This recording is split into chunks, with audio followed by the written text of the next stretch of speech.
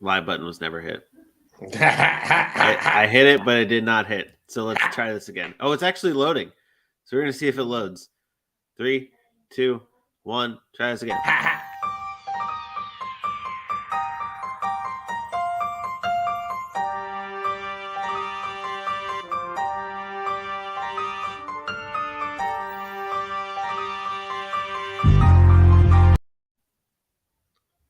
Are you okay? It's not like the live button has been hit. Okay, now it's just having trouble connecting. Okay, oh. 3, 2, 1. Live button has been hit. Have a great fucking show. Here we go.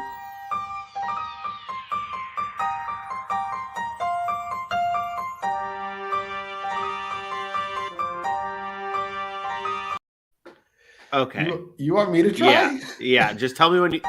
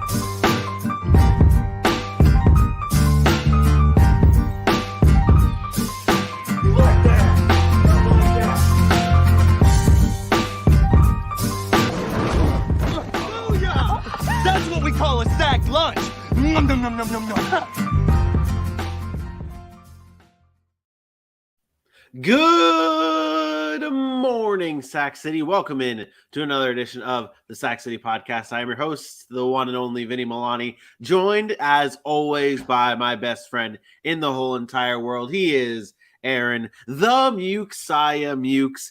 It is a beautiful September 23rd morning here in the city, and this is not just any other morning. This isn't just a Friday morning. This isn't just a week 3 game preview. This is not just a Thursday night recap show. This day in American history is a special day, a great day for mankind, for the world. We were blessed today, on this day, 45 years ago, with the presence of the Mukesiah himself. He is ageless. Wow. He is timeless. It is his birthday. We all want to wish him a very special happy birthday, the Mukesiah, Aaron Mukes. How am I? First of all, how am I ageless when you said I'm 45? I don't understand. I'm not 45, by the way. Because you don't look a day over 36. Yeah, sure. Well, thank you, buddy. Yes, it is my birthday. Thank you. I appreciate that. You know, another day. I don't feel any older than I felt yesterday. I don't feel any younger either, though. That's important. But yeah, enough with all that hoopla. All right. Enough with all the hoopla. Let's talk football, man. That's all I care about. I know birthday, whatever. Yeah, I'm old. Let's talk football. Thank you, everybody in the chat, for wishing me happy birthday. I appreciate you. That is what you are here to do. You are paid to do and talk that foosball. Shout out everybody in the chat. Shout out everybody home listening, tuning in. We've got a great show ahead of us. Episode 88 is about to kick off. We are diving into the rest of our week 3 game previews. If you missed yesterday's show, we covered the AFC home team games. And those videos are now out on YouTube at the Sac City Pod. So go check those out. Today we are previewing the rest and also recapping a great,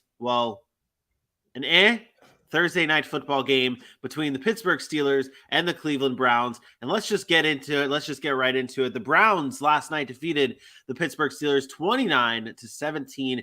It was actually 23-17 until a wild play to end the game made it 29-17. My buddy at work literally lost his parlay bet because of that last score.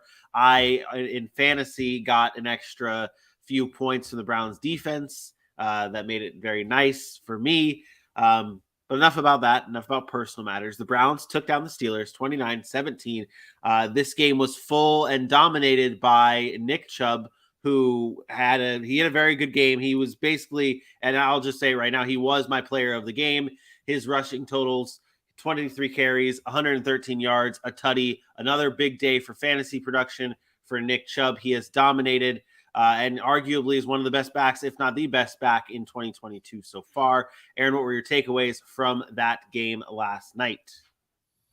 Yeah, we often talk about, especially Nick Chubb. You mentioned player of the game. We talk about fantasy, and Nick Chubb doesn't always live up to the billing when it comes to fantasy because of the work out of the passing game. But there is no argument. Nick Chubb is one of the best running backs in all of football, if not the best. Pure runner standpoint. I mentioned this a few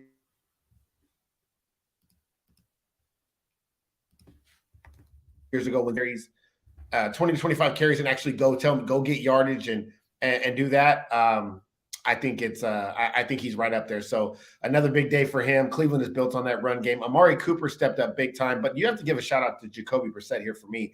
He plays within himself. It's like exactly what he always does, right? He does the same thing week after week. He's not going to kill you, but he's not going to go out there and wow you either. And he does that. He was on time with his throws. He got the ball into his playmakers' hands. David Njoku had a big night. And Cleveland should be 3-0. Can we talk about that? This team easily could be 3-0 with Deshaun Watson not playing.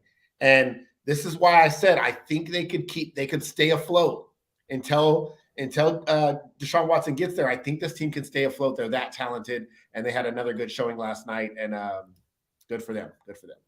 Yeah, no, it's been, we talked about it all off season long. It was about what the predictions were for this team before Deshaun Watson. If they could stay around 500 until he gets back, this team has a really good chance to do something special in the second half of the season when Deshaun Watson comes back. And it looks like that's exactly what they wanted from Jacoby Brissett, someone who's not going to lose them the game, and someone not necessarily who's going to win you the game, but someone who's not going to turn the ball over, who's going to be efficient in the passing game and just be able to make it happen. Jacoby Brissett finished 21 of 31, 220 yards, 2 touchdowns, and the big number right there, 0 turnovers in this game. That's huge. That's exactly what the Browns needed. On the flip side of things, the Pittsburgh Steelers here lose this game, and it's another meh performance from Mitch Trubisky. 20 completions, 20 of 32, 207, no touchdowns, or no passing touchdowns. He had a rushing touchdown. After the game, Mike Tomlin was saying that he is not interested in talking about the quarterback position and whether or not Kenny Pickett will be coming in soon. But Aaron, I think we have to talk about it. Are we starting to approach the Kenny Pickett should be coming in time? The Steelers now 1-2. Mitch Trubisky hasn't done a whole lot. No, okay. I'm going to let you finish the question. Mitch Trubisky didn't play bad. And this is what we talked about. Mitch Trubisky didn't play bad. First of all, there were a couple of drops by receivers. Are they getting old? Where is Chase Claypool and George Pickens? And I'm sorry, I know George Pickens had a great catch. But why is Deontay Johnson the only one that's actually doing anything from a production standpoint? Why aren't those other guys open making plays? This is, to me, this is a problem that's bigger than Mitch Trubisky. I looked at Mitch Trubisky and I'm like, he played well, especially early in that game. And then in the second half, I don't know what happened to that offense. I don't know if it was a Matt Canada issue in the play calling, but they got really stagnant when that first half, they were actually moving the football and making plays. So I don't think this is a Mitch Trubisky issue. I think, number one, their offensive line is still not great, although they did play better yesterday. But Mitch Trubisky played fine. Like, I don't think Kenny Pickett comes in and is some dynamic quarterback that we're looking at that's going to go carry you. So you want Mitch Trubisky to be a game manager. And I think that's exactly what Mitch Trubisky was. But somebody has to go and make a play. You're still averaging less than 4 yards a carry on the ground with Najee Harris. Why isn't Jaylen Warren touching the ball more if he's that explosive? And we saw the explosiveness that he did bring to the table early in the game, and they stopped giving him the ball.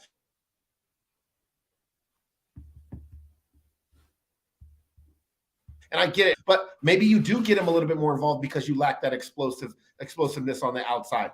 I'm sorry, but with 8 catches for Deontay and your next receiver has 3 in Chase Claypool and George Pickens, they need to find a way to get those guys involved more, and they just didn't do it. And then defensively, they let Jacoby Brissett have his way. But for what you said, we talked about Jacoby Brissett in the same game having a good game. He ideally did the same thing that Mitch Trubisky did. The only difference was Mitch Trubisky didn't throw a touchdown. He ran a touchdown in, and then nobody else could get in the end zone, or they couldn't find any way to get in the end zone late. So they had very similar style games. I think Jacoby Brissett got more help. I think Amari Cooper and Nick Chubb in the running game allowed Jacoby Brissett to have easier throws to wide open guys, whereas Pittsburgh's running game is not a threat. And because it's not a threat, the defense doesn't have to worry about it. So they don't bite on play action. They don't have to worry about coming up and adding extra people in the box. And I think that's the difference in the game. So this isn't a Mitch Trubisky problem. This is a team problem. This is a team offense problem with maybe play calling and also receivers not being impactful and getting open enough aside from a Deontay Johnson. I don't know how to transition this. I don't know how to segue this with the. Well, before you go, there's 3 games now that Pittsburgh has played. They've scored 20 points, 14 points, and 17 points. It's not going to cut it in today's NFL. That's all I'm going to say. Whether you want to blame that on Mitch Trubisky, play calling, running game, receivers, I don't care. Do you think with the question I guess I have to ask now, though, is do you think with Kenny Pickett, if they turn it over to him, what he's supposed to be there for and what we expect from him and what we've seen from him in the past, he could bring maybe a different dynamic to this offense that maybe they're missing and maybe a little bit of a, I guess. It's funny you say that, but I'm going to be honest, him and Mitch Trubisky are like the same quarterback to me, the style of play. They both are mobile. They both don't have great arms. I don't know what he brings immediately. Now, can he develop better than a Mitch Trubisky? Sure. Maybe he is that future franchise guy. But this year, right now, no, I think he comes in, he runs for his life like Mitch Trubisky. He makes some plays, not able to make other plays, inaccurate, bad decisions because he's a rookie. And then we're in the same situation. So I'm not saying they can't make the switch. I'm just saying I think it's bigger than Mitch Trubisky. That's fair. I understand. And if it does happen, this is what the scene is going to be if Mitch Trubisky hands it over to Kenny Baby Passing Hands the torch. Pickett. Yep, passing the torch right here if that ends up happening. Shout out Kenny Baby Hands Pickett. It's unfortunate that you did bring that up about the wide receivers not getting open, but the play of the game, I mean, it has to go to George Pickens. That is not the play of the game. This is the play of the game. Stop. Oh, my God. First of all, this is the play of the game because I had about 5 minutes to find a play of the game from this game right here. So I was able to snag this, and it was the easiest one to get. George Pickens, nasty catch. Told you this guy's going to be a dog. If they get him the ball, he is going to be a dog. Aaron, what was your play of the game then? Any other play from the Cleveland Browns that was an impactful. This is the guy who says all the time that the play of the game or the player of the game doesn't necessarily have to be from the winning team. And then I pick the losing team for once, and you get mad at me for it. Unbelievable. The play of the game has to have an impact on the game. Like, I'm not saying it has to come from but it has to be impactful. That was a catch in the first quarter of nothing. Well, like it led to points. It led to points. It led to a touchdown from Najee Harris. Okay, it was impactful. Let me ask you this question and be honest. No. If that's any other receiver, if that's Chase Claypool, no. If that's Donovan Peoples-Jones, you're picking some other play. You love George Pickens, and I'm sorry that George Pickens that's great. Like, good for him. But come on, man. Like, the first quarter of the game, I mean, it was a nice catch. But what did he do? George Pickens had 3 catches for 39 yards? That was it right there. That was the longest one. He only had 2 other catches for 3 yards. 2 catches for 3 yards after that catch. Think about that. He is irrelevant, and we're over here bragging about him. Stop. Well, and he jumped off sides on an onside kick. Stop. Well, so you see how things work is I plead the fifth because I did pick that because I like George Pickens. So. I know you did. I ain't stupid. Let's go. Okay, all right. That does though for our Thursday night recap. The Browns defeat the Pittsburgh Steelers 29-17. And before we get into our morning headlines and our injury report, we have a very special guest joining us for a brief period of time on this show. He is your boy, AJ Johnson. What up, fellas? Hello. I'm so happy. Who's this guy? In this moment, that I don't have my boss on Facebook because I'm on the clock. I heard every word y'all have said, and oh my God, there's so much I wish I could unpack. I don't have the time, but I'll do this. Vinny definitely was a play of the game. Great choice. Fantastic play. I came on because I saw all over Facebook, even though I already knew this, but people saying their special words, and I'm not much of a put a post for a birthday type of guy. So I was just gonna write it in the chat, but that didn't feel like enough either. Then I look up and I'm like, oh, the show is live.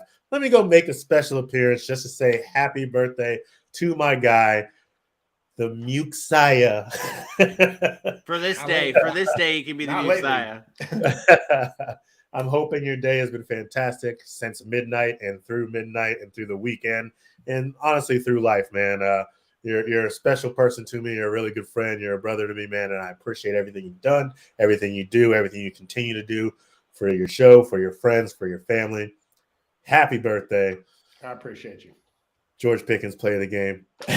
No, I appreciate you, brother. We'll get after it on Sunday. I know you coming back Sunday for some fantasy talk. I will be there on Sunday. But for now, I gotta go make sure some people want to buy some credit cards or some shit. I don't even know. You gotta go get paid. You gotta go get paid. Handle business. Paper. I heard that. I appreciate you, brother. If y'all aren't following the show yet, I mean, you're already in the comments. What are y'all waiting on? Hit that subscribe button and go tell somebody about it. I'll at your boy. Oh, Saxony Pod on Facebook, Twitter, YouTube, Instagram. For old time's sake. For old time's sake. Wait, hold up.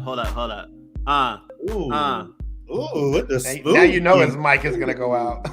Hey, let me go ahead and put that Dr. Love voice on y'all when I tell y'all, hit your boys up at Sac City Pod on Facebook, Twitter, Instagram, YouTube, and TikTok. And once you head over there, go ahead and hit that like button, hit that love button, hit that share button. And if you can't find the share button, call some damn body and tell them all about your boys at Sac City Pod on Facebook, Twitter, Instagram, YouTube, and TikTok. Your boys are back in town. I'm going to see y'all boys on Sunday when I whoop that ass in DraftKings again. Smash City. Oh, my goodness. This guy's a legend. Bravo, AJ Johnson, the man. Your boy, AJ Johnson, joining the show, giving a special birthday wish to Aaron, and, of course, plugging the show as he does so well. And honestly, we have not had a social read like that in quite some time because I suck at social reads, and Aaron talks a lot on the show, so we can't have him do the social reads. So that's pretty much how it goes. But without further ado, let's get into some morning headlines. Ladies and gentlemen, can I please have your attention? And I need all of you to stop what you're doing and listen. We got two little morning headlines today for you people, for your beautiful people, I should say. We start things off with the Baltimore Ravens finally signing Jason Pierre-Paul after probably a month's worth of him visiting teams and visiting the Ravens. What it seemed like they signed Jason Pierre-Paul to a 1-year contract, bringing him to Baltimore, adding him to a very well-known, a very known, and a lot of productivity in this rushing attack of the Baltimore Ravens. They have Justin Houston with 104 sacks, Calais Campbell with 94 and a half sacks, Jason Pierre-Paul 91 and a half sacks. They got 290 total career sacks in just those three players on that defensive line. Like, it's a lot. It's a lot. And again, you bring up I'll bring up the young players that Baltimore has on the defensive line, and Odafio Way, and what's the kid's name that we loved so much in this draft? What's his name? They drafted him. The Baltimore Ravens drafted a pass rusher. I can't remember his name. He's not healthy. When he gets healthy, he's going to be what's his name? David Ojabo. That's it. Shit, couldn't remember it. All that draft coverage, and you can't even remember these players. Dude, but I bet you if it was George Pickens, you'd have remembered it. You damn skippy. But they add Jason Pierre-Paul already to a good veteran leadership on this pass rush for the Baltimore Ravens, and they needed a little bit of extra help. Just to note, we get 2 revenge games for Jason Pierre-Paul this year. Week 6 against the Giants and Week 8 against Tampa Bay Buccaneers. So Jason Pierre-Paul to the Ravens on a 1-year deal. And another news. You mentioned how many sacks they all have, right? Can you those numbers again were like you said 104, 94, 91.5. They also have 3 AARP cards. 2 of them are drawn from Social Security. and one of them is in a walker with tennis balls on the bottom. So I'm not so excited about this signing as maybe you made that morning headline to be. These guys are old, and I'm not saying they're not talented. I'm not saying they're not good, but they are an older group of pass rushers. But a lot of history there. A lot of history. I think one of them played when there was leather helmets, but I'm not sure. We get a senior citizen discount with the Baltimore Ravens pass rush here. Okay, that's what I like to see. In other news, former New Orleans Saints head coach Sean Payton is eyeing a 2023 return to the sideline. He came out and said, if the right job comes along, Cowboys. That's basically what he said. Right. If the Dallas Cowboys if the right job comes along, which after this season it will, he is interested. And so basically Sean Payton, the former Super Bowl champion of the New Orleans Saints head coach, star of the Kevin James led movie. What was that movie called? What was it called? Can't remember what it was called. But it was it's on Disney Plus. Shout out Kevin James for playing a great Sean Payton. But he is ready to come back. And once he does come back and then retires again, I hope we get a sequel to that movie with Kevin James in it as well. But yeah, no, in all jokes aside, Sean Payton coming back to the NFL in 2023 is a strong possibility if the right job comes along. That does it, though, for our morning headlines. We are about to get into our injury report. I do want to just bring up some more birthday comments, especially this one from your wife. Says she loves you. Had to bring that up. Shout out Wives Club. Shout out Jess. You're probably not here if it wasn't for her. So let's just be honest. Thanks, baby. Let's get in to the injury report.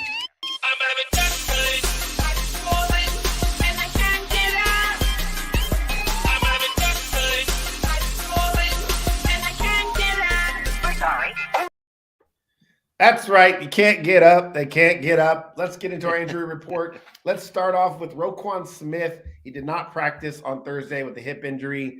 Obviously, without Roquan Smith, that defense is depleted even more. We saw them struggle against Aaron Rodgers and the Packers on Sunday Night Football, so we will see if he is going to play. Today will be kind of the announcement of people that are going to be out for sure, and then you'll get some questionable tags, which we'll have to wait till inactives, actives on Sunday during our fantasy show for that. So a lot of people didn't participate in practice on Thursday, but somebody who did was Michael Gallup. He was a full participant.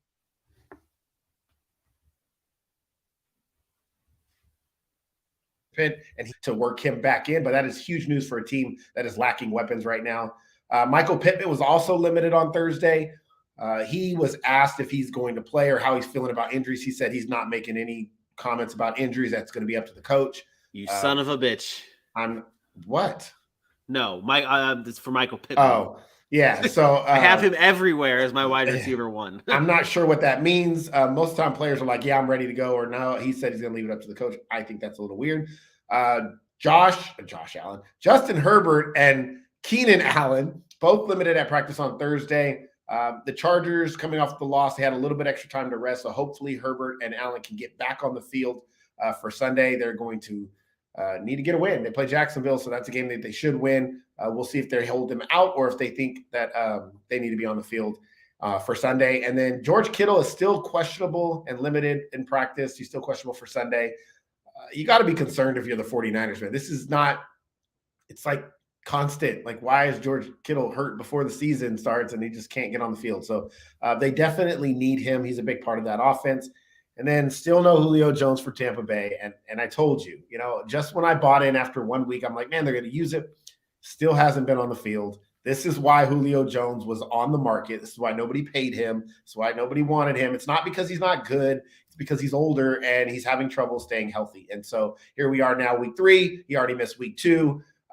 Likely to miss week 3 again. He hasn't practiced, and we'll see when he can get back on the field. And then there's one more, and this was the most important one to me because I didn't even think about it. I should have got the soundbite for it, but Christian McCaffrey popped up on the injury report, and I know where everybody likes to go, especially Vinny. He loves when Christian McCaffrey's on the injury report because I told you so. And then Christian McCaffrey came out and said, well, he said this. He said, quote, yeah, if I left practice to go take a leak, I'd probably end up on the injury report. He said, no, I'm good to go. I'm ready for Sunday. So you want to know why you want to know why he said that? If he were to leave practice to go to the bathroom, he'd probably end up on the injury report because he'd probably get hurt walking to the bathroom. He's made of glass. glass. That's just a bad take. That is a terrible take. It's a joke. You're making it work. It's a joke, and there was a reason why I never brought it up with you about Christian McCaffrey. You know how quick I am to jump on the Christian McCaffrey hate train, but when I saw that report yesterday, I was like, I don't think it's that big of a deal. He's going to play. It's not. This isn't. It's not. But I just thought it was funny. It's fair to be concerned. It is fair. No, it's not. Okay. No, it's not. No, it's not. All right. It's quick how we forget some people and then we don't forget other people. Like it's go back. I don't even want to talk about it. Let's go. All right. Well, let's get in. Are you good? You good? I'm good, man. Because I was gonna go the route of like if I was to say like James Robinson is injury prone. Well, that's just not right. Yeah, you wouldn't like that. You would disagree, and you like, well, it was just one freak injury, and then the year before when he missed like 3 games at the end, like I could have argued those points. That's all I'm saying. If you were to say that would just be trying to hurt my feelings, and that feels like a personal attack, and I don't appreciate it. That does though for our morning headlines, our injury report, and our Thursday night recap. It is now time to get into our Week 3 game previews. We kick things off with the Houston Texans at 0-1-1, taking on the Chicago Bears at 1-1. This is a battle between Justin Fields and David. What? I got the wrong thing up. Oh yeah, well don't worry. I put a graphic up. It's okay. No one can see it. Why are you doing this game? That's not in the order of the doc. What are you doing? I go by the ESPN order. So then why wouldn't you put that in the doc order? I didn't fill it out. I did not fill out the doc. If you were paying attention to our group chat yesterday, I did not. No.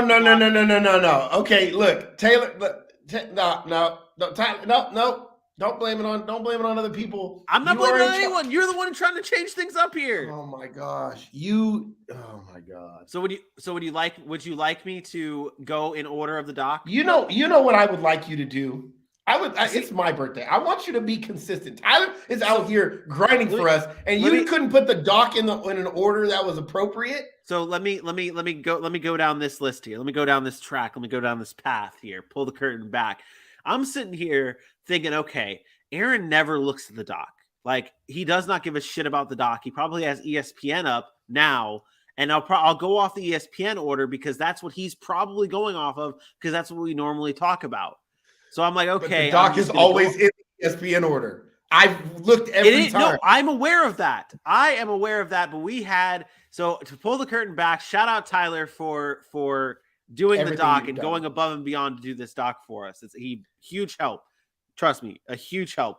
But he's new. He was not made aware of the order that we normally put the games in. So he did not put it in ESPN order. So I was like, oh, that's not a big of a deal. Like I can still fill it out. It's not a big of a deal. But here's Aaron trying to throw things off here. I'm still trying to keep it consistent on the show. I'm keeping it consistent on the show where then people the show should match the doc. That's all I'm saying. It is your responsibility as head producer in charge to make sure that. And second of all, okay, if we're going down this route, we might as well go down this damn rabbit hole. Somebody, not to name names, but Aaron the Muxiah Mukes on Tuesday when we had this meeting with Tyler about the doc, you said, "Oh, I'm gonna get the next 3 days docs worth up and send them all to you and prep them up." And guess what? And what did I say? And what did I tell you after that? Hey, Vinny, I couldn't get the docs up. You said, don't worry, I'll take care of it. No, I already had taken care of it at that point because I knew you didn't though, because Tyler did it. No, this doc was ready. Tyler just filled out the rest of it. So then you put him in the wrong order. No, Tyler put him in the wrong order. You're full of shit. I just left him in the wrong order. The doc existed. The bones of the doc existed. The bones, really? The name and the doc itself? You didn't put shit in this doc. You're full of shit. Let's go. You're full of shit. So what order would you like me to go in? You go in the ESPN order. I just didn't. The same way we always go. I just didn't know. That wasn't in the ESPN you just had to do it, huh? You just had to do it, huh? Hey, look, it's fixed. Hey, it's fixed in the doc. Did you fix it in the doc? No, wait, really? I was about to say I did not see the. Okay, there we go. All right, Bears and ready? Texans, whatever. All right, let's do this here for the viewers listening at home, watching at home, all that good stuff. The Houston Texans travel to Chicago to take on the 1-1 Chicago Bears. This is a matchup between two 2021 quarterbacks from the draft. I should say that's how that works. Davis Mills against Justin Fields, and one quarterback highly invested in from the Chicago Bears, and the other one not a lot invested in, but surprised a lot of people in Davis Mills. These two careers are going to probably be side by side for the rest of their lives, along with all the other big quarterbacks in the 2021 draft class. This is a game between two rebuilding franchises, Chicago Bears with new head coach Matt Eberflus, Houston Texans with new head coach Lovie Smith. Shout out Lovie Smith in this revenge game. 9 seasons with the Chicago Bears, including going to the 2006 Super Bowl. Aaron, I'm going to start things off on the Houston Texans side.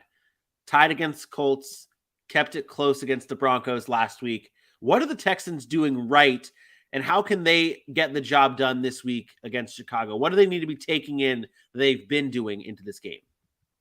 Well, first of all, their defense is playing really well. We talk about Lovie Smith. That's kind of what he's known for. You expect their defense to play as well as they've been playing. They've been able to slow down a Denver offense we expected to be good, or at least be better than what they've been this past, over the past couple of years. But they've also been able to do it against an Indianapolis Colts team who was really, really good on the ground against them, but they created turnovers. They're flying around the football. They're aggressive. And I think this is a Lovie Smith identity kind of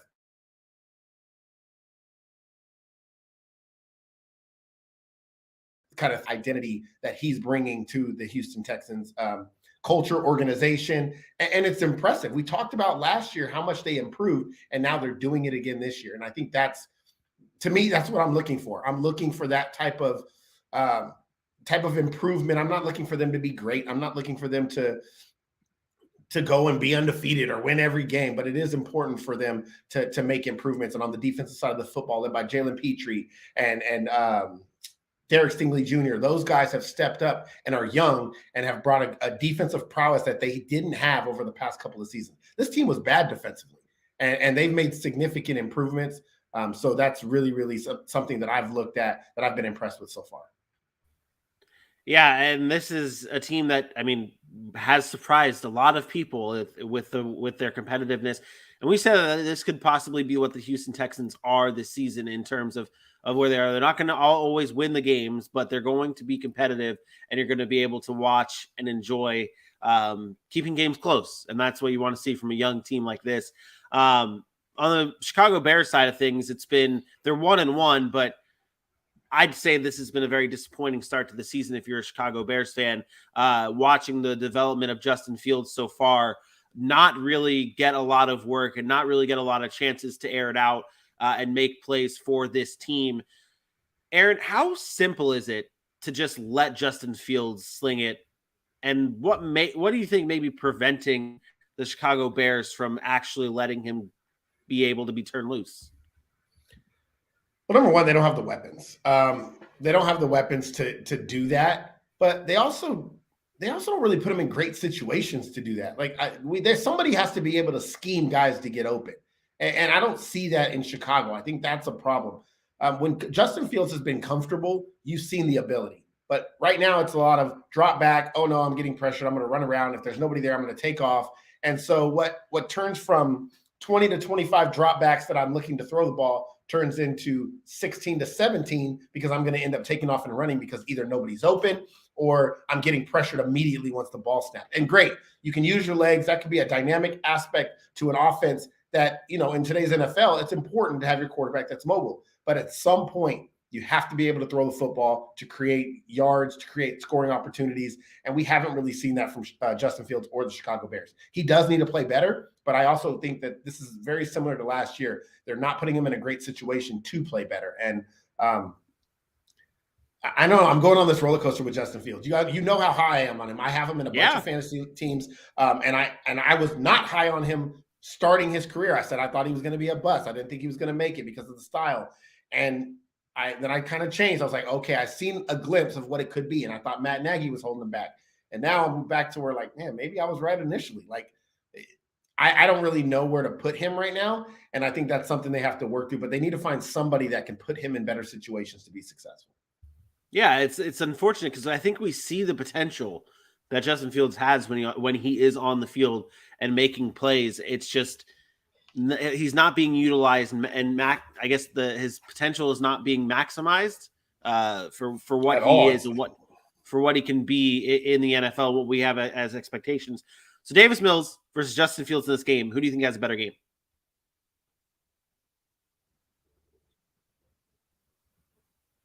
I did not hear you. I think I cut out. You cut out. Davis Mills versus Justin Fields in this game. Who do you think has the better day? Oh, man. I think both are probably going to have pedestrian days. I think both defenses probably played well in this one. Houston's only averaging, giving up 18 points a game so far. They're creating a lot of turnovers, but they are giving up a lot of yards. Chicago has a win, and Houston's keeping games close because of their ability to turn the football over, get turnovers, and not give up turnovers. So that's why they've been close. That's why they've had opportunities. I will take Justin Fields in this one because they're at home. I will say he has a better day. But statistically, from a passing aspect, I don't think so. Like, it's not like he's going to throw 300 and Davis is going to throw 150. But overall, when you watch him play, you're going to say, okay, Justin Fields had a better day. Okay, that's fair. I lean towards the Texans in this game because of, like you said, what the defense brings from the Texans, but also how the offense has been rolling for Davis Mills and company. It's not been flashy, it's not been special, it's not been fantastic, but I do think it's been better than what we've seen from the Chicago Bears offense. And with that defense and what Davis Mills has been able to do on offense, give me the Texans to get their first win here on the road. 21-17. So both of these offenses have been bad. I don't know what you've watched in Houston, but both the offenses have been bad. Houston and Chicago are both. I'm not saying. Let me finish. I'm not saying, but you're twisting my word. But let me finish. You said they've been more impressive than the Chicago's offense. They're both bottom three. They're bad. They're both averaging 14.5 points in a game. They're bad. The one difference is Chicago's able to run the football, and the Houston Texans defense is the worst against the run in the NFL right now. And I think David Montgomery is going to be the difference in this game. And then also when you look at the defensive side of the football, although Houston is in the top 10 in points allowed as far as giving up points, they are worst in the league. They're giving up almost 450 yards a game on the offensive side of the football. The only team that has worse than that is Baltimore, and we all know why, that Miami game. So that is a big deal to me. I do think you end up having more opportunities in the red zone, more opportunities to score because you're moving the football. And I will take Chicago here 23-20.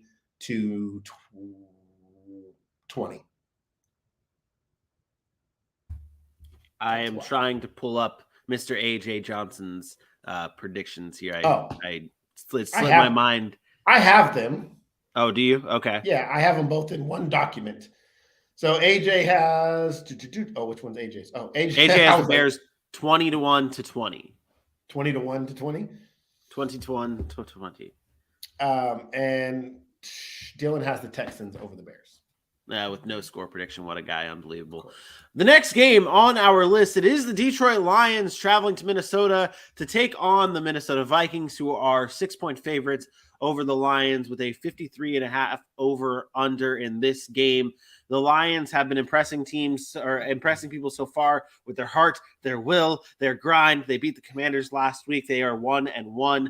The Vikings, on the other hand, are in a situation where they had a great week 1 against the Green Bay Packers and then had a nice little letdown in week 2 against the Philadelphia Eagles. Let's start off on the Lions side of things, though, and talk about how impressive they have been.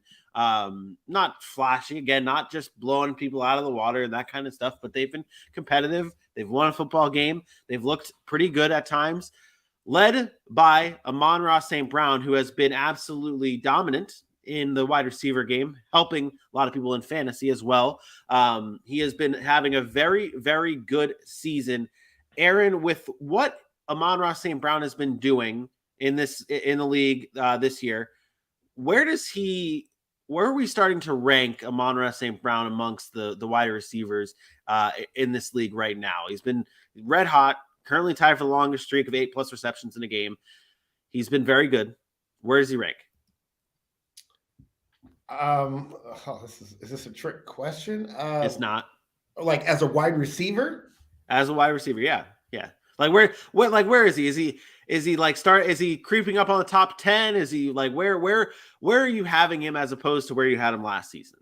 Well, we all know I rank wide receivers really differently than most people. So I'm going to be honest. He's not even inside my top 20 from a wide receiver standpoint. From a production standpoint, if we're talking fantasy and argument there, yeah, he's probably a wide receiver 2 at this point. And the way things are going, he might be able to jump into the wide receiver 1 category. But this is very similar to the Cooper Kupp argument that I would make still.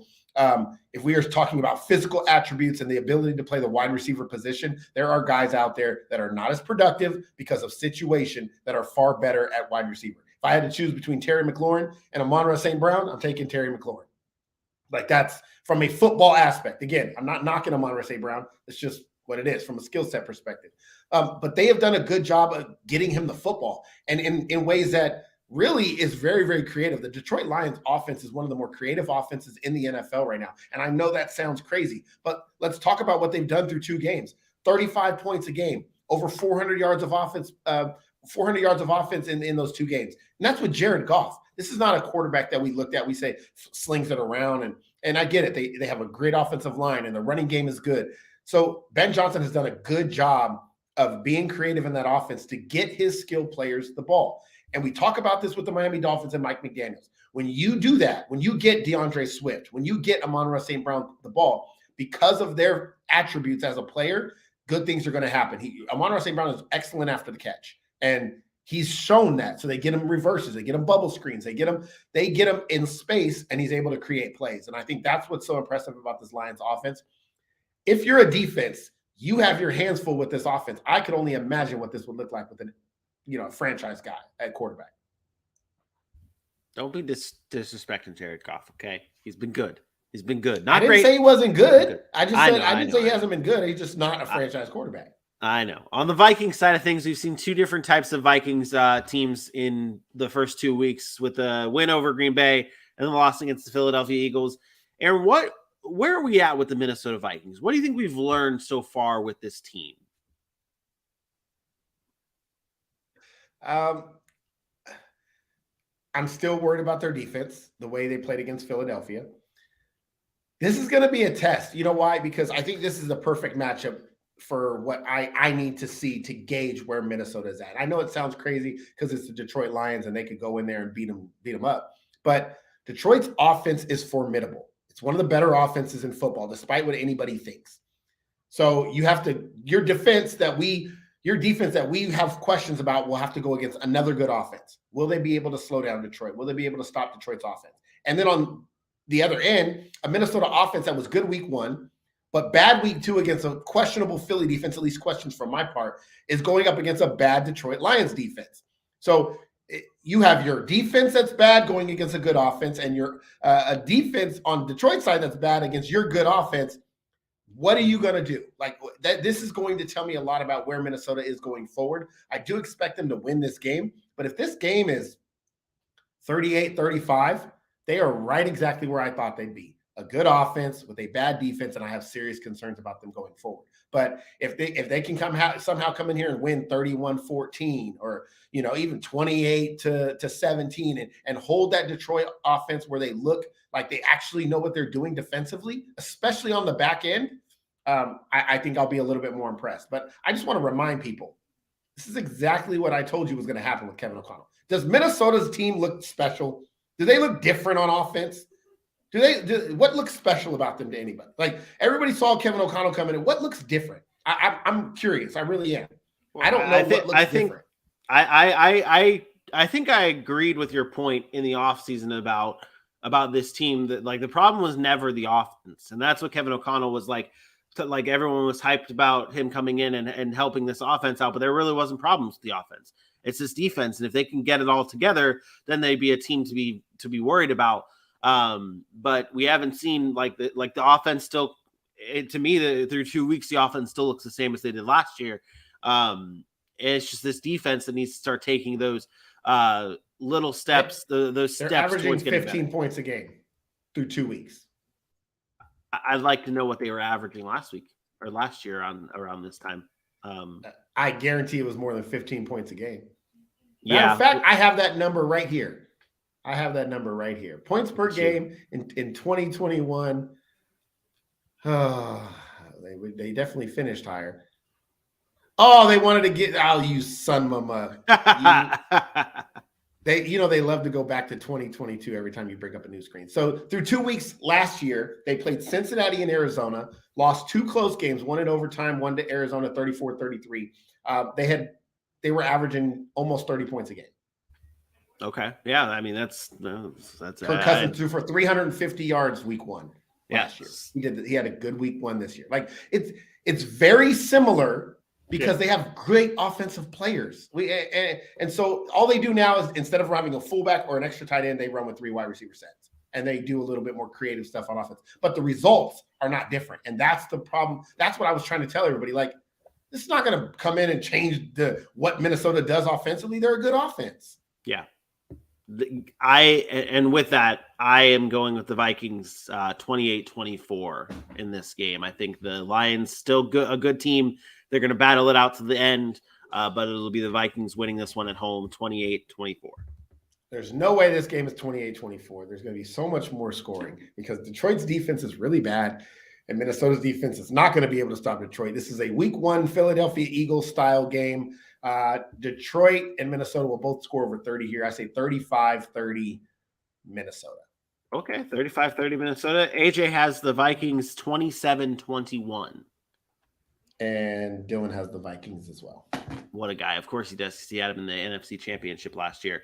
Next up on our list, we actually mentioned this team a lot in our last little preview.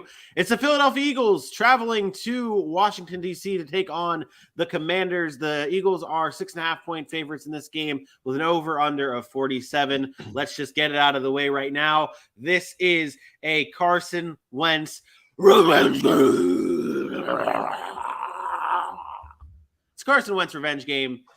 He returns, or he faces his former team in the Philadelphia Eagles. We travel back in time to look back at this, not a trade, but this, the passing of the torch between Carson Wentz and Jalen Hurts since 2021. Jalen Hurts has been very good with the Philadelphia Eagles, and Carson Wentz has been not so bad everywhere else. I mean, I think when you look at this graphic, the stats show maybe not everything that Carson Wentz has done since he left Philadelphia. See, this is why I don't think that. Let me get to my point here. Carson Wentz statistically is not a bad quarterback. Carson Wentz statistically is a slightly above average quarterback. Okay, but when it comes down to it, Carson Wentz is not able to get the job done. So when you see stats like that, maybe that's what you're upset about. Is when you see stats like that, it's more upset at you. I'm upset at you because the word choice you use. I suck at my words. I suck at everything I do in my life. What are you mad about now? You brought up that graphic, and then you said Jalen Hurts has been very good. No, he hasn't. He hasn't. Said this season. I mean, maybe this season, yes. But you said over this is since 2021. Jalen Hurts was not very good last year. He was okay last year. I'm not saying he's bad, but we have to be very careful about saying somebody's very good, and then you put up stats next to Carson Wentz that are demolishing the numbers that Jalen Hurts put up there, by the way. That looks like Carson Wentz is a far superior quarterback to Jalen Hurts, and that really isn't the case. You're right in that aspect. Carson Wentz is serviceable. This is not why we call Carson Wentz the turd. It's not that Carson Wentz does not belong in the NFL, and I've said this over and over and over again.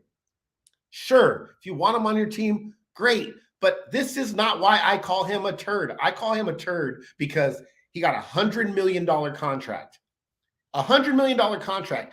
He got paid as if he was a top quarterback in the NFL. That's the standard I'm holding him to. He was the number 2 overall pick or 3 overall pick, whichever it was.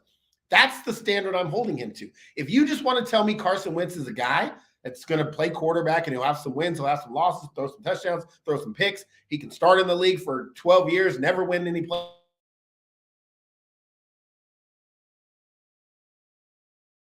playoffs. Fine, I'm on board with that. But if you want to tell me he's the number 2 overall pick, $100 million guy, he has to be better. That's why I call him a turd. I'm comparing him to those other guys that are making it. And I'm going to say this, and Cowboy fans, don't kill me because I am a Cowboy fan. The same conversation is going to be had about Dak Prescott. If he continues to get hurt, it's Carson Wentz-esque, and then he can't get it done in the playoffs. Those are the same conversations that are going to be had. So, and I'm okay with that because at some point you have to be able to live up to what you were billed to be, top pick or $100 million guy, $40 million a year guy, and Carson Wentz has not lived up to that. That's why he has a big turd on his face, not because he can't play quarterback. That's accurate. That's accurate. I'm glad our fans noticed that when you freeze at some of the best times. It's so annoying, and I'm thinking about shifting my whole studio back out to the what you used to have decent used to have Carson Wentz internet. You used to have Carson Wentz internet. I'm in Georgia now, guys. So Georgia's a little different out here. I'm in the country. My apartment is actually called Country Place Apartments. That I'd be lucky. I'm lucky I have any service out here. No, remember I was trying to use my hotspot. That didn't work. There were days I couldn't do anything. Yeah. Since I've been in this apartment, it's been rough out here. It has been rough life. It's been rough. Mediacom. Anybody know Mediacom? Exactly. That's my internet. I don't know what they are. Yeah, I got Frontier. Okay. Hey, maybe I should pay my bill. You think that would help? That could possibly make a difference. But back to this game. So the Eagles taking on the Commanders, 2-0 Eagles, 1-1 Commanders. The Commanders right now are allowing the most yards per rush in the NFL. And the Eagles are second in the league in NFL rushing yards per game. So it's going to be a rushing onslaught. Is that what you're watching for here? Philadelphia's offense has changed when they committed to the run. And this is when Jalen Hurts started playing well last year. When they decided to run the football, that's when their offense changed. We saw Miles Sanders, Boston Scott, Kenneth Gainwell. That is the focal point of their offense, it's so much easier as an offense. But look at the good offenses in the NFL right now. We talk about the passing games, but Philadelphia and Detroit both are excellent running football teams, and that's created opportunities for them. When you are maybe a less superior talented at quarterback, you don't have Josh Allen, you don't have Patrick Mahomes, you run the football and look how good that makes your quarterback look.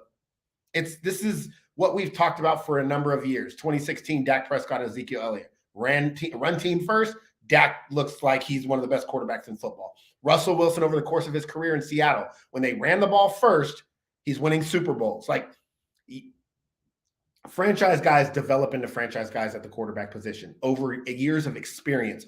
All of those quarterbacks started with running games first. Like they all did. I mean, you get the exceptions, obviously, when you get Patrick Mahomes, but all of them. Tom Brady wasn't Tom Brady. They ran the football and played defense. Peyton Manning's team.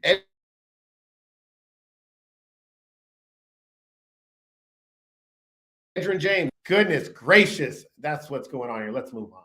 Shit. Unbelievable. Unbelievable. Let's go. Let's keep it. All right. Let's get into the predictions for this game then. Eagles, Commanders, who you got? I'm going to take the Eagles in this game. I don't think Washington's very good. You see how high I had Philly. I will take Philly 33-24. I will go Philly as well, 35-21. Eagles. AJ has the Eagles winning this game 35-24. Commanders over Eagles for Dylan. What a clown. What an absolute. Oh man, it's a division game. It is I was going to say, if he gets it right, it's going to come back to bite me in the ass because I just said that. But yeah, I mean, Philly's on the road, and it's a division game. It could be. That's true.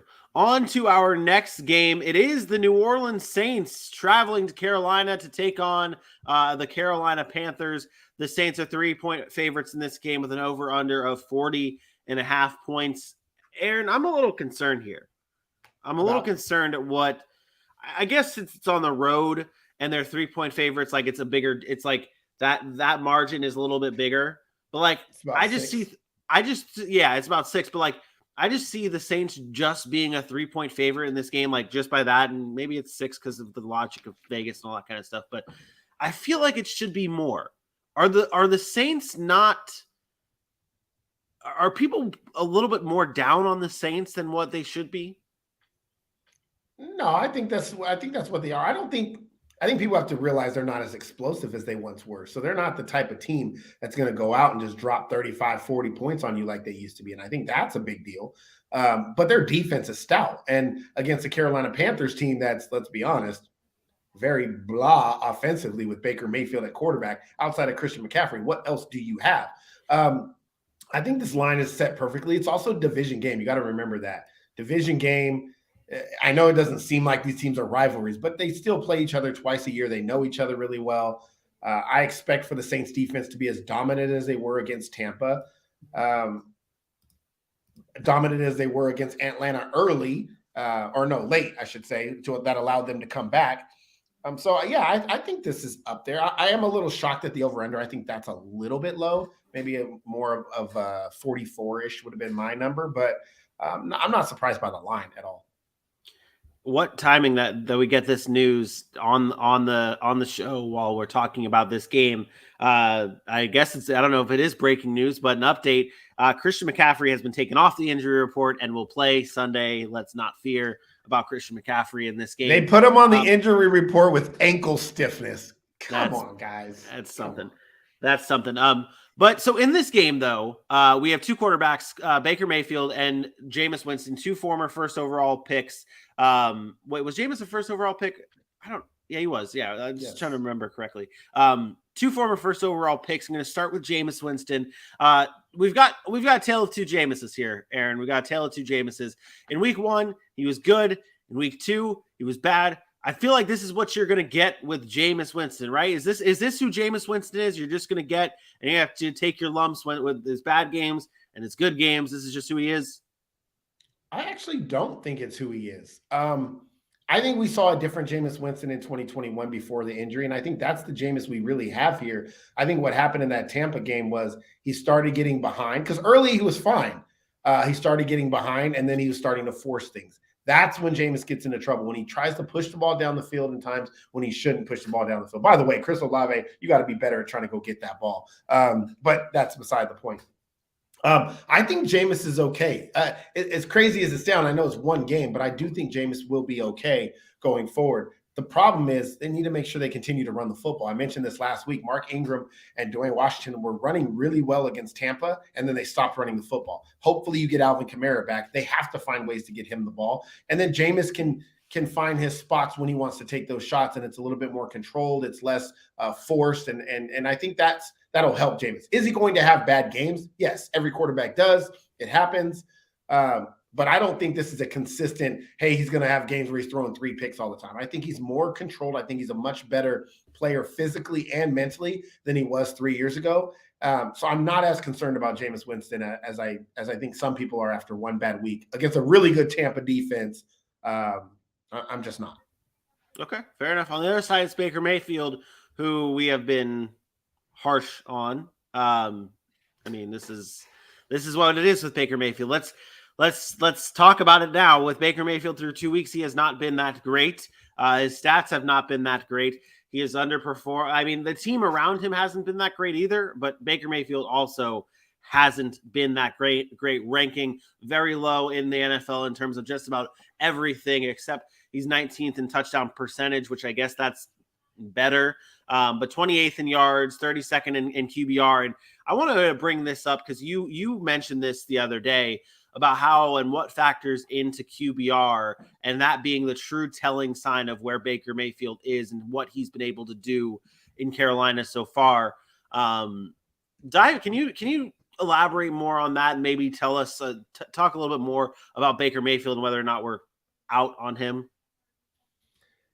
Yeah, so just a QBR is a different metric. Like passer rating doesn't account for certain things, like when there's a bad offensive line play or anything like that. So the metric of QBR takes into consideration everything that a quarterback contributes to a game, including passing, rushing, sacks, penalties, turnovers.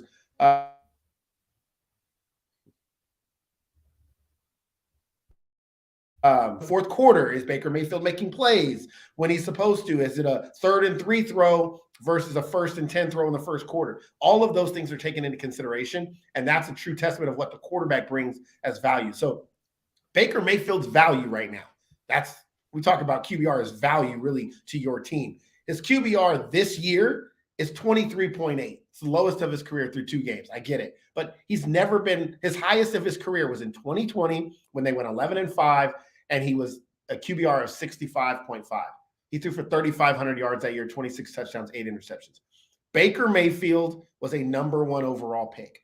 Again, can he start in this league? Absolutely. Can he play? Yes. This is about being a number 1 overall pick who is supposed to be your franchise quarterback. But he has to have everything perfect around him. You can't be that guy if everything around you has to be perfect. Because we ask Patrick Mahomes, Justin Herbert, Josh Allen, Aaron Rodgers, Tom Brady, we ask all of those guys to make up for deficiencies. Baker Mayfield can't do that.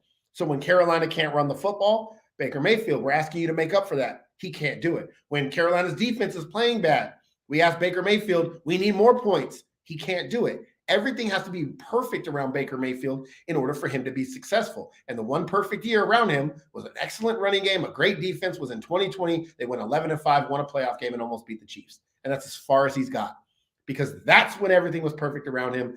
And right now it's not. And that's why Baker Mayfield is judged so harshly. Again, if you want to compare him to the other bottom 10 quarterbacks in the league, sure, he's better than those guys. But who cares? That's not what we want from Baker Mayfield. You were being judged to be the first-round draft pick that you were, and he's not lived up to that billing. And again, very similarly to Carson Wentz or Daniel Jones, we're going to hold these standards because you were invested in. You are not living up to that investment. So I'm going to judge you based on that. So I guess since Carson Wentz, it's been following Carson Wentz everywhere, no matter what team he's been on, that the investment is still there. I just wondering when does that conversation just die? Like, when do we just stop thinking about, okay, now this is just what he is. And like that, like it's when we stop talking about him every time they go to a new team. That's really what it is. When a quarterback goes to a new team, like for instance, Carson Wentz, when they talked about him in Philly, MVP candidate, he goes to the Colts. What's the first thing everybody said? Oh, perfect fit. He's gonna resurrect his career. And then it's like, it didn't work out with the Colts. Then it's Washington. Then you hear even the team itself, oh, this is perfect. He's gonna come in, he's gonna resurrect. Like when that move is made, and I'm not saying you can't mention it, but when it's not a big deal. When it's like, oh, this guy was signed by the Washington Commanders, he's going to compete for a job. Cool, because that's what they're doing. They're competing for a job still. And Baker Mayfield, the whole offseason was, where is he going to go? Where is he going to end up? Seattle. Like there's too much. When there's that much noise around you, that means you still have some clout. The reason you have that clout is because you were the number 1 overall pick. And so we do give chances. But let me ask you this question. How quickly did the Josh Rosen talk die? And he was a top pick. How quick did it die? Let me ask you this question now. If Sam Darnold goes to a new team next year, which he will, do you think it's going to be a big deal? No. Don't mention it, but it's not going to be a big deal anymore because I think people are already there with that. So that's what I mean. Like you'll mention it. It'll be something and you'll move on. That's all. That's fair. That's fair. I get that. In this game, I do have the Saints in winning this one. I'll go Saints 28, Panthers 17. I have 27-20 New Orleans. AJ has 19-13 Saints. Looking for, I swear, Dylan took the Panthers. Okay. It's hard to like when they send in that list like that. It's like hard to like go through and scout. I don't know why they just can't put it. Yeah, whatever. Yeah. It's like we don't have docs or something. Okay, you would think we didn't have a doc or something. Yeah. So okay, next game on the list, it is the Los Angeles Rams traveling to Arizona to take on the Cardinals, where the Rams are 3.5-point favorites with an over/under of 48.5 points here in this game. The Rams are 1-1 after barely holding on against the Atlanta Falcons last week and losing obviously to the Buffalo Bills in week 1. The Cardinals, on the other hand, they were able to complete the comeback against the Raiders last week to get their first win of the season. I want to start here with the Rams I want to start here with the Rams. Week 1 was disappointing from the Rams, although they faced a very good Buffalo Bills team. Week 2, we saw some of the names we were hopeful for on the offense come out in Allen Robinson and Cam Akers. Not a lot from them, but enough to start seeing, okay, maybe they can get involved, maybe they can get things going. Is that what they need? Is that what this Rams offense needs to get back to what they were before, is to get guys like Allen Robinson and Cam Akers involved more? No. Yes and no, because it's kind of twofold.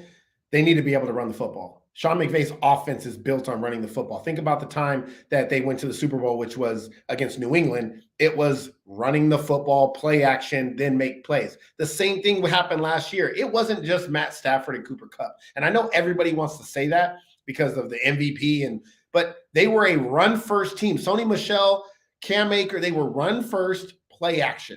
Run first, play action. It creates so much offensively.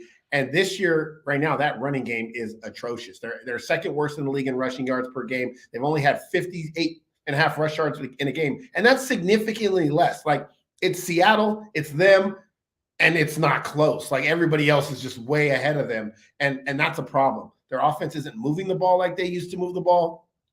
They're not.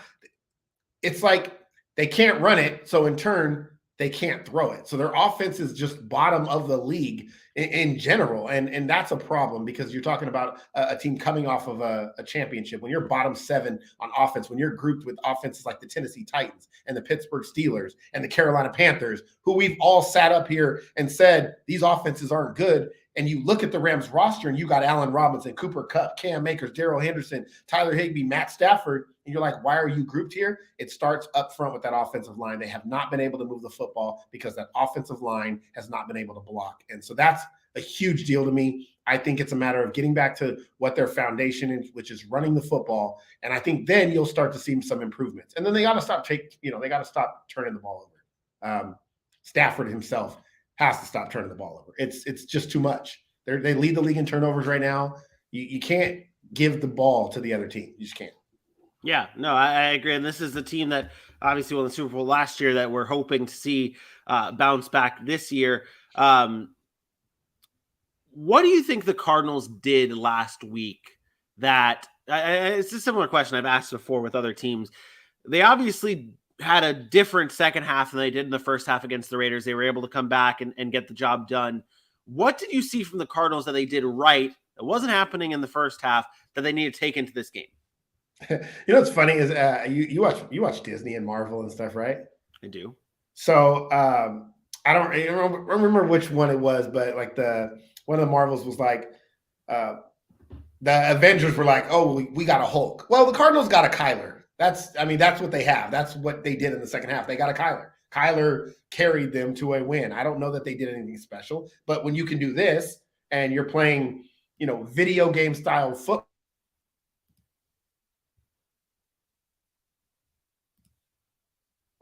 and do things like that. When you can do things like that, I think it breeds success. And so I don't know that they did anything special. I don't know that they are better because of it, but I know that they have a guy that is capable of doing things like that, and that's Kyler Murray. So I don't really know what to make of the Cardinals right now. I'll be honest. This game is very hard for me to pick because I actually want to pick the Cardinals in this game because of the way the Rams have been playing, but the Cardinals haven't been showing me much either. So yeah, they got a special talent, and that's why they were able to score, 29 points in the second half in overtime. Yep. Yeah. It was amazing what Kyler Murray was able to do for the Cardinals last week, and especially on that 2-point conversion and throughout that game. But something I want to know and see if you even care about this, because I know you normally like, it doesn't matter this and that with this. Kyler Murray against the Rams has not been good. 1-6 against the Rams, 7 touchdowns to 8 interceptions. His pressure rate is the worst. Everything is the worst when he plays against the Rams. He has not been very good. I'll start off with that. Do you think it matters that Kyler Murray is not good against the Rams? And also, do you think that this game may be different and we may see a different type of Kyler Murray against the Rams? I do think it matters. I definitely think that matters. Matchups matter, and I think they do a good job of containing him. And then now you add that with no DeAndre Hopkins. I think that's going to be something to watch for. And that's probably what's the only thing that's keeping me from picking the Cardinals in this game at home is the success that he hasn't had against this Rams team. Now there's some injuries over there, Troy Hill, and maybe they could take care of some matchups, but the Cardinals are banged up themselves. So yeah, it's going to be a factor. I think that we have to look at, is Kyler able to beat a team that he hasn't been able to beat? We talk about it all the time. Sometimes matchups matter, and Jaguars against the Colts, Kyler against the Rams against the 49ers. We talked about this last year. They were finally able to get over the hump in the NFC Championship game, but they have a hard time with the Niners. So this is one of those matchups that's going to be tough for the Cardinals. It's a tough game to pick. This was like one of my hardest games outside of, I think, one other one. It's tough, and it's funny because, like, you think about it, like, I guess it could be said for either side of things. It's like if the Rams were like playing up to their standard, like if the Rams were playing up to what we expected the Rams to be playing at, then I think this game would be easy to pick because of the way the Cardinals have played. But I think that statement could be said for both ways. Like if the Cardinals are playing up to the standards that we thought they would be at, this game would be hard. But I think at the end of the day, I think the Rams win this game. I'm gonna go with the road team here and go with the Rams. I'll go 28-27. I think it's a close game. I think the Rams get the job done. I'm hoping that the late spark that Arizona got, Kyler getting slapped in the face, wakes them up a little bit. I'm hoping it wakes them up a little bit, and I'm gonna take Arizona. I like splitting these division games when there's two teams that I think are capable teams, and I think Arizona's a capable team. I think Arizona wins this game, and I'm going to say I think it's more defensive than it's led on to believe. I'm going to say 24-21 Cardinals. AJ has the Rams here 30-21. Then Dylan has the Rams as well. All righty. Next game on the list, it's the Atlanta Falcons traveling to Seattle to take on the Seahawks. Seahawks 2-point favorites in this game with an over-under of 42 points here. The Falcons last week had a good week. I mean, it wasn't a terrible week for the Atlanta Falcons, especially because they got bumped up a spot in our power rankings. If you missed that episode, go check it out now on YouTube. But the Falcons were able to keep it close against the Los Angeles Rams late in that game. They fell short, but they're improving week by week, and that's what you want to see from a young team like this. They take on the Seattle Seahawks, who got the first win against Denver and then lost last week to San Francisco 49ers.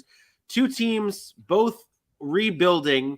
What do you want to see from these teams? Like, what as rebuilding teams, is it the same thing that you want to see from both teams, or maybe is it different for the Falcons as it is from the Seahawks? So I don't know that if people know this, because I know the Seahawks are 1-1, but they have been one of the worst offenses in the NFL. Like they haven't scored in a game and a half. They haven't scored since the first half of that Denver game on the offense. 0 points. Not a field goal, not a hey, let's get lucky. No, they haven't scored at all since the first half of that Denver game, and that's a problem for me. Like that, they have not been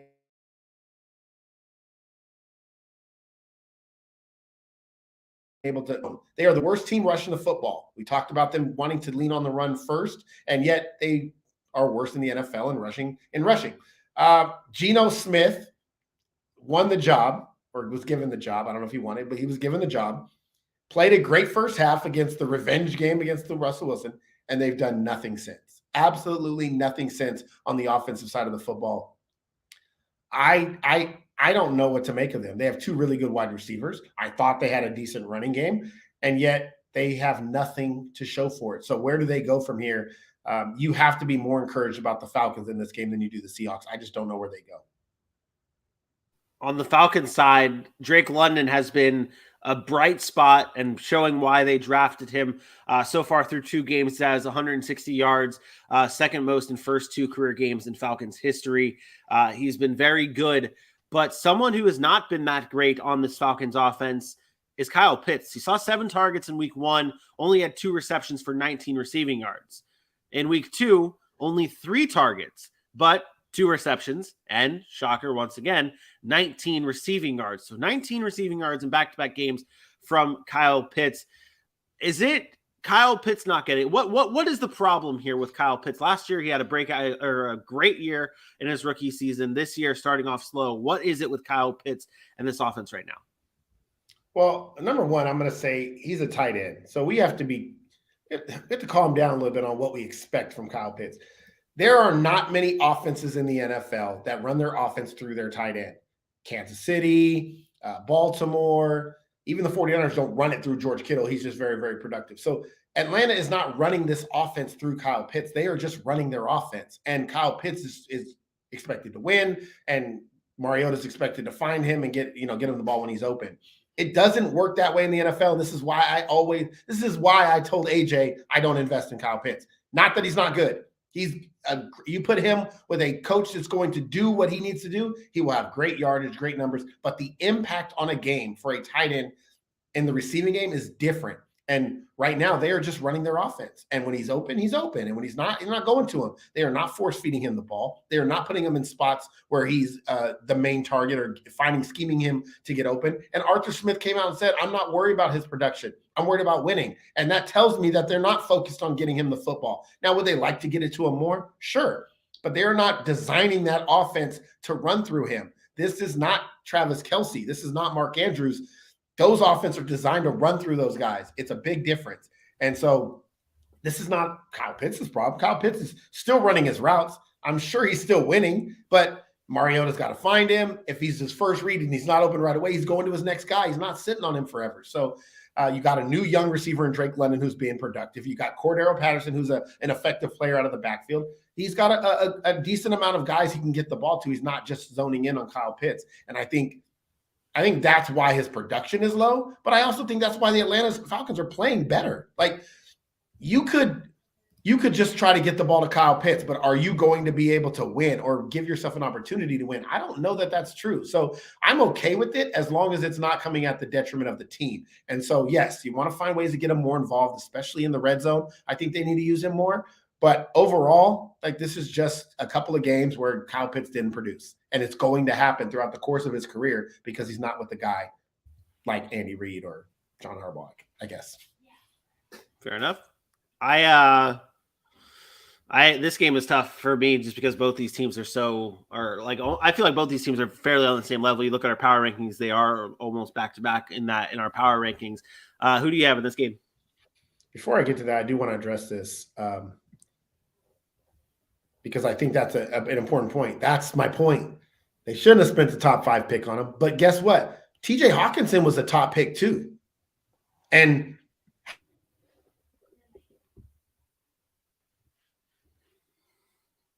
how is he? I was waiting until you came back. Okay. TJ Hawkinson was a top pick, and he's not used that way either. And we aren't asking about him. Like, it's the same thing because they have a bunch of other guys, and they just run their offense. You don't design your offense through a tight end. That is kind of the most important point. Only a few teams do that. I will take Seattle in this game, though. I have a feeling the crowd's going to be involved, and they're at home. Yeah, 2 bad teams. I'm gonna lean Seattle. I will take them 20-17. Yeah, I'm going Seattle as well, 19-17. AJ, of course, has the Falcons 28-23. I do want. I want you. Dylan has the Seahawks as well. I still have the Seahawks winning. Let me change that score. 26-24 Seahawks. Just because I do think the offense for the Falcons has been clicking a little bit more, and I want to give them the credit that they deserve. But I still think that like you said, it's the home being at home for Seattle, I think matters in this game. But if Seattle does lose, and we have a few comments in here talking about Drew Lock, if Seattle loses, are we starting to talk about Drew Lock a little bit more? Sure. Do they need to go to Drew Lock if they lose? I told you Drew Lock should have started the season. I know what Geno Smith is. I'm not saying he's terrible, but this is Geno. Like, I know what Geno is. I've seen Geno Smith. A number of years. We've seen Drew Lock too, but I think we've seen Geno Smith on multiple teams now, the Jets and now here in Seattle, and we know what he is. Drew Lock has not played for Seattle yet. As crazy as that might sound, he's never played a regular season game. Yeah, no, it makes sense. Next game on our list, we got 2 more left here. Next game on our list, it's the Green Bay Packers traveling to Tampa to take on the Buccaneers. The Bucs are 1.5-point favorites with an over-under of 42 points in this game. Honestly, dude, it's been I can't keep track of what this what the odds makers are trying to put favor in this game. It has been Bucs 1.5 even, and then Bucs 1, and then even. It's like I don't think Vegas knows what to do in this situation for who they think. Well, they're not driving. They're not driving the line. The bettors are driving the line. The what? The bettors are driving the line. So when that goes from 1.5 to even, it means that more people are putting money on the other side. When it goes back to 1.5, then they're putting money on the other side. The public is driving with the number. So the public doesn't obviously know what they want here when it comes to choosing the Packers or the Bucs. It's a true pick 'em. Yeah, that's what it's coming down to here. But let's flash you back. Let's flash you back. And this moment is not only just special because of it. This moment not only matters because of this game, but it's special and holds a soft spot in my heart. And I'll tell you after. But last year, or 2 years ago, 2020 NFC Championship game, the Green Bay Packers took on the Tampa Bay Buccaneers, and the Packers were down 8 points. And instead of letting Aaron Rodgers stay on the field, they decided to say, okay, let's kick this field goal and let's hope we get the ball back and then put it in Aaron Rodgers' hands. They never got the ball back. Tampa won that game, would go on to the Super Bowl. They would win the Super Bowl. But we never got to see Aaron Rodgers with the ball again in that NFC title game. And Aaron, I don't know if you remember this, but this was one of the biggest episodes in our personal friend group's history when we did the NFC Championship game. Dylan lost his shit about Aaron Rodgers. We recapped this game, and we were all questioning the move from Matt LaFleur about not giving Aaron Rodgers the ball. That's enough of my soliloquy flashback here. It's 2022. Different story. Maybe. You're huffing and puffing. What? How are you feeling over there? I'm actually upset at myself because I don't remember the conversation or which side. I mean, I remember the conversation, but I don't remember which side I was on. And that bothers me right now. We'll have to go back and look. Because my take now is a little bit different. Like maybe it's different. Maybe it's the exact same. I'll be honest. I don't remember what I thought about that. Well, let me ask you some questions about this game, and I will do my producer job, and I will go look up where you stood on the matter. But let's talk about this game here. The Packers' rushing attack has been absolutely incredible for them so far. It's been the highlight of this team. Although in the offseason, we did talk about how the Packers were going to lean on Aaron Jones. He was going to be their number one receiver at the end of the day. It's been Aaron Jones and A.J. Dillon really getting the job done for this team. What have you liked so much? And can they rely on this style all season long? That's the question I should be asking here. Can they rely on the way this offense is running all season long and taking it into the playoffs? Yeah, I don't see why not. They've done it before. This is not the first time this offense has ran this way. I talked about this, I believe last week. When Matt LaFleur first got there, this is what the Green Bay Packers did. And everybody talked about Aaron Rodgers not liking it or being unhappy about it.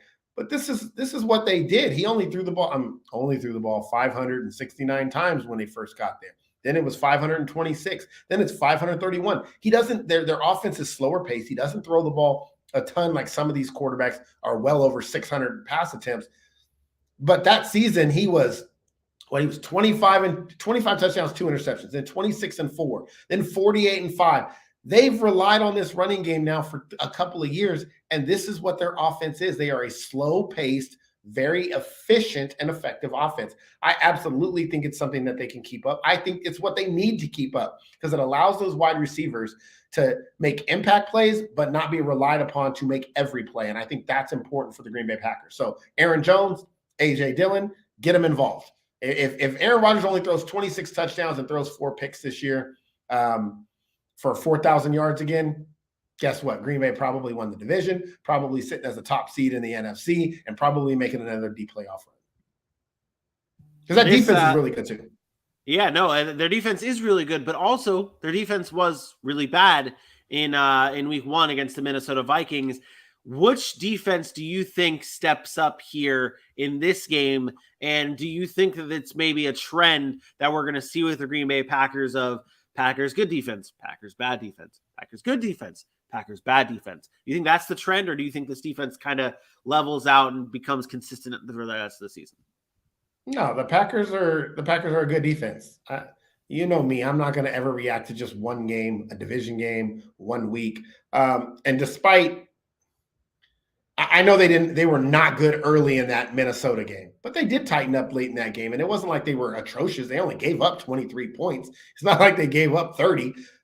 So if that's a bad defense, then hey, I'm all for it. Like right now, they're only giving up 16 points per game. That's number 7 in the NFL right now. And that's with a quote bad game. So if that's a bad game, send it. I'll take that all year. Yards per game, they're only giving up 311. That's top 10. I don't know. They're only giving up 150. Well, I can't say that because that was Justin Fields. That don't count.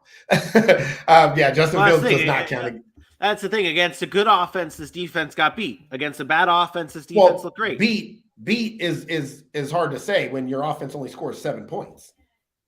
I mean, if you told me that week 1 Minnesota was going to go to Green, or they were going to play Green Bay, and Green Bay or Minnesota was going to score 23 points, everybody that you know would have picked Green Bay.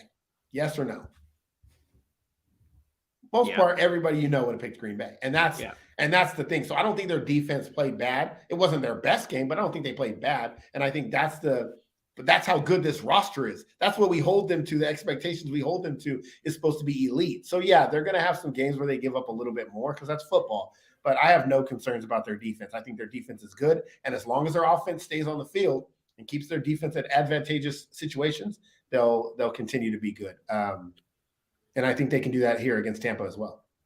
On the Packers or on the Bucs side of things, obviously a very banged up and torn apart wide receiver group. No Mike Evans in this game. No Chris Godwin in this game. Borderline no Julio Jones in this game. Who steps up for this Bucs offense without pretty much every one of their wide receivers? Should I say Brashad Perriman? No. I don't know. Russell Gage. I mean, if you're looking for weapons, I would say it needs to be Leonard Fournette. Leonard Fournette needs to have a good day. He did not have a good day last week, despite you saying he did. So yeah, I would say it's Leonard Fournette, or maybe the offensive line playing a little bit better, allowing Tom Brady. You can see the frustration on Tom Brady's face, and I'm sorry, I love it when Tom Brady gets frustrated. I love him breaking the tablets on the sideline and doing things like that. It's one of those situations where he's experienced everything that there is to offer in the NFL. And he knows, like, either some guy's not making a play, maybe it's him, maybe it's not. But I think collectively they just need to be more efficient. Leonard Fournette has to run the football well because that'll open up play action. Play action will allow Cameron Brate and Russell Gage to get over the middle of the field. That play action will also allow the deep shots to Brashad Perriman, and then hopefully they can put up enough points to hang with the Green Bay team that I think can have some success running the football. Especially, you look at week 1, Dallas. Dallas had a running game against Tampa, was going well early, stopped running the football. Week 2, New Orleans, running well early against that Tampa defense, it was pretty efficient, stopped running the football, and that's when the game changed. So when Green Bay gets on the field, and we just talked about it, Aaron Jones, A.J. Dillon, I expect them to continue to run the football, going directly at the middle of that Tampa Bay defense. Make Devin Lloyd, always get those two mixed up. Devin Smith continue to make tackles, make those safeties come up, and then you, Aaron Rodgers, you take your shots to Christian Watson, Sammy Watkins, or Alan Lazard. I think it's important for Green Bay to stay grounded in this game, but I would like them to speed up the pace, even though I know Matt LaFleur is probably not going to do that because, again, this offense is one of the slowest offenses in all of the NFL. So I don't expect that to change week 3 of 2022. Well done. Well done. That gave me enough time to be able to travel back in time to see what you said about Your mic Aaron is Rodgers. off, by the way. Your mic is off. I don't know. My mic is off? It's not the same. You're talking through something else. It sounds different. What? I mean, it's fine. I'm just telling you it sounds loud. That's weird because my mic is on the same thing as it was before. Can you hear me now? Are we good? Now you sound good. That's very weird. To go back in time to 2020 when the NFC Championship game with the Packers and the Bucs, where you stood on the field goal, not field goal, leave Aaron Rodgers on the field, you were confused. You were very confused, but you, in typical Aaron fashion, did not lean so heavily on the one play. You were confused and questioned the entire game from the Green Bay Packers in that 2020 NFC Championship game against the Bucs. So you were confused and you were a little rattled by the fact that they took Aaron Rodgers off the field. But you, again, in typical Aaron fashion, did not give a shit about what was being said about the show on the show. Did not give a shit about the topic. You decided to go in your own way and say it's not about that. But that's why. It's because I know, like, again, I know that's the biggest moment. But Aaron Rodgers had 3 downs before that to make a play, and he didn't. And everybody always wants to harp on the one moment. It's the last year Dallas in the playoffs with Dak Prescott running and trying to slide and spike it in time, and everybody focused on that one play. And I kept telling people, like, do you think that play cost them the game? Hell no.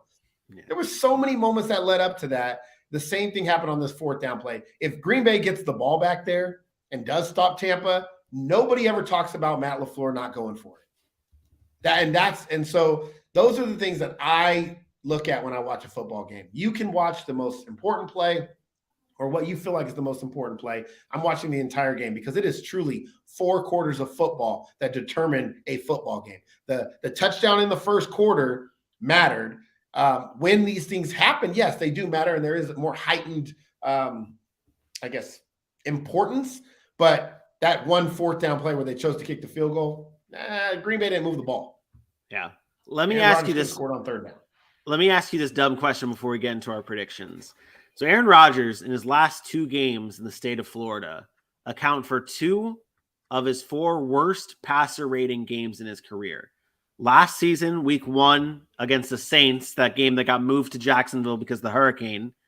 And then the 2020 game in the NFC Championship against the Bucs. His completion percentage, 46% and then 54%. Neither game passed for over 165 yards. No touchdowns, 4 interceptions.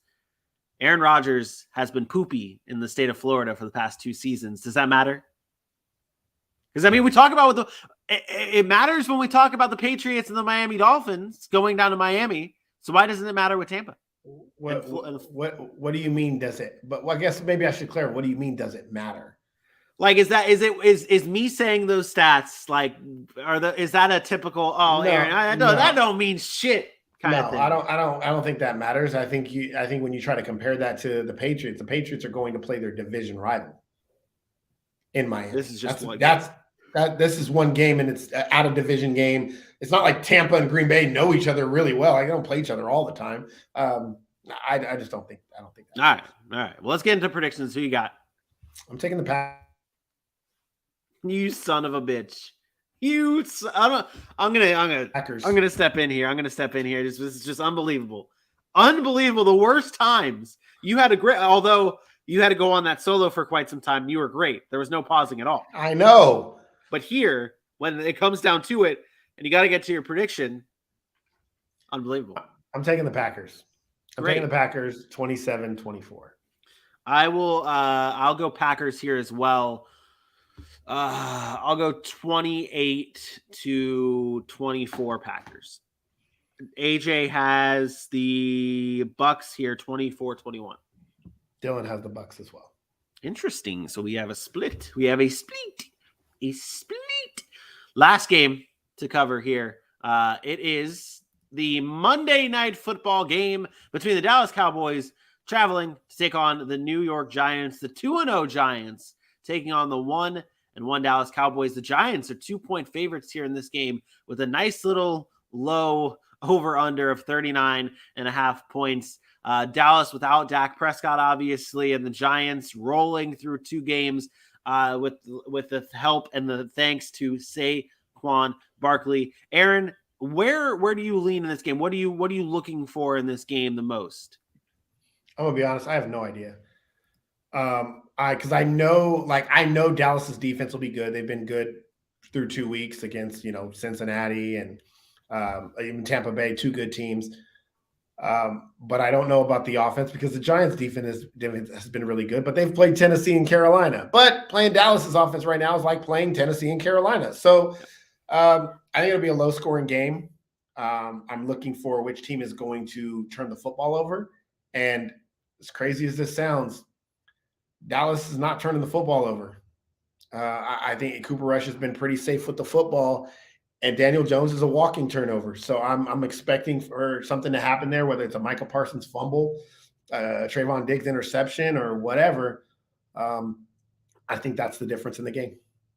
And I don't have much on this game. I'm gonna be honest. I don't have a lot because it's not a lot. Like Giants are 2-0, Dallas is 1-1, but both are like, what are they good? Are they bad? Like, what are they? So I don't have a lot.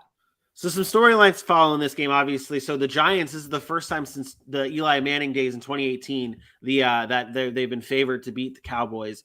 Micah Parsons has now become the new favorite to win Defensive Player of the Year. He has the highest odds to win Defensive Player of the Year after that week that he had last week against Cincinnati Bengals and the start that he had against the Tampa Bay Buccaneers. This game, I mean, that's the matchup I am looking forward to most is Micah Parsons. I don't know, is Micah Parsons, would he be matched up against Evan Neal? Is that a thing? Am I thinking about this correctly? No, there's no matchup. Micah Parsons lines up everywhere. Okay. So they move him around. So at some point, I'm sure he'll go against Evan Neal. But that's I think that's what I'm watching for most in this game would be the pass rushes of the Cowboys getting to Daniel Jones and how Daniel Jones reacts to that, because you can only lean on Saquon Barkley so much. I mean, we see it. It's the Tennessee Titans effect. You can only lean on said running back so much, and Saquon Barkley, I think he's more playmaking than Derrick Henry, to be completely honest. When in the passing game, in the running game, he's just a little bit more like Derrick Henry. He's explosive, he's a heavy hitter, and he can go for big runs. But Saquon Barkley is just different when he's on the field and when he's making these types of plays. So, but aside from that, I think that it comes down to Daniel Jones against the pass rush of this Dallas Cowboys team. He has not been very good against the pass rush. In primetime games, he's not very good. He's 0-8 in primetime games. Not that matters so much. But how he handles the rush is going to be huge. If Daniel Jones plays good against this Cowboys defense, we're talking about that, right? On Monday, right? Or Tuesday? I think Tuesday. I think we know how Daniel Jones is going to handle the rush. Same way he always handles the rush. He's going to suck. Like, he's never really been that great. And we know there's going to be pressure because the Giants' offensive line is not great, despite having Evan Neal, one of your favorite guys. Like, Evan Neal was getting beat by Brian Burns last week. Like, Giants' offense wasn't good. Daniel Jones has been pressured 49% of his dropbacks, the highest in the NFL. There you go. It's only going to get worse with DeMarcus Lawrence, Micah Parsons, and your favorite, Dorrance Armstrong. My dude, Dorrance Armstrong. Interesting thing here, though. The last 3 times Saquon Barkley has played against Dallas, he had 28 yards rushing, 9 yards rushing, 28 on 14 carries, 9 yards on 2 carries. I think he was obviously hurt then. And then 50 on 15 carries. He hasn't performed well as of late against the Dallas Cowboys. He did have some good games early in his career against Dallas, his first 2 games, but that is going to be interesting. I think if you stop Saquon Barkley, you stop the Giants, and I think Dallas will do a good enough job at that. What's the score? I am taking the Cowboys here. I think it's 21-18 Dallas. Yep. I had a similar score. I'll go 23 to 17 Dallas. AJ has the Cowboys here as well, 26-23. Cowboys for Dylan as well. Boom. There you have it. That does it for another episode of the Sac City Podcast. All of our Week 3 games have been predicted and previewed. If you want to check them out, they will be available on our YouTube page at the Sac City Pod. All 16 games previewed, and now the Steelers game recapped. So there you have it. YouTube, check us out at Sac City Pod. And Vinny is now gone. So much for me freezing. Vinny just decides to leave the show. At least I stick around and actually do something. I look up and he's gone. So join us and follow us on Facebook, Twitter, Instagram, YouTube, and TikTok at Sac City Pod. Be sure to get on there. We're going to start dropping some more of them shorts for you soon. And then obviously you get all of our great content on YouTube where we clip everything nice and easy for you. We have an hour-and-a-half show, but we say, you know what? We know you don't want to watch us for an hour and a half all the time. You just want to go remember. What did Aaron say about the Tennessee Titans? We clip it. We tell you, hey, here's the Tennessee Titans versus whomever. It's nice and clipped. It's on our YouTube page, 6-8 minutes long, however long it is, until I shut up, which I never do. But I'm not shutting up today because it's my birthday. So shout out to Sexy. It's your birthday, and you can cry if you want to. Happy birthday, Aaron. That does it for another episode of the Sac City Podcast. We'll be back again live at 11 a.m. Eastern for another episode of Pigskins and Pancakes, our fantasy football show, where we break down rankings, start sits, our DFS plays of the week, and so much more. Tune in again, 11 a.m. Eastern time. That does it for my boy, for my best friend, Aaron, the Mukes Mukes. I am me. Happy birthday, friend.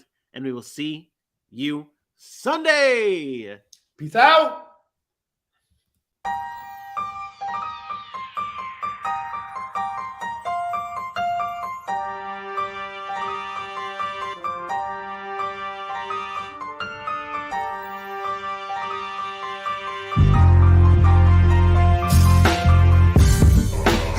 We know we are a much better team than